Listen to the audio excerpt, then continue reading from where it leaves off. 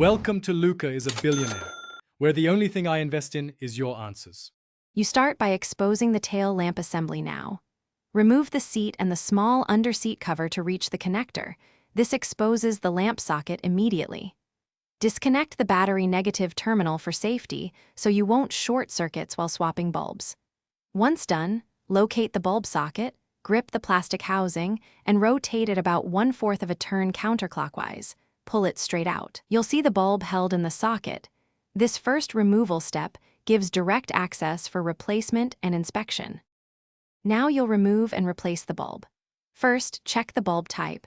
Most Honda Beat models use a 12V21W brake bulb, so match the replacement. You pull the old bulb straight out. If the filament is broken or glass is dark, it's defective. Push the new bulb into the socket firmly until it seats. You should feel it click into place.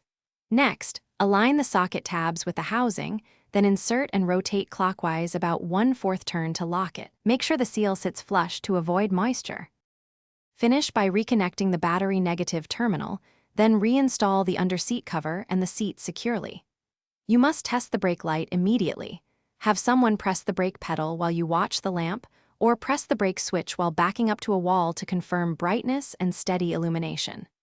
If the lamp doesn't light, make sure you check the connector pins for corrosion, verify the brake light fuse, and inspect the socket contacts. Clean them with contact cleaner, or replace the socket if corroded. Thanks for watching and please subscribe. It's the best investment you'll ever make.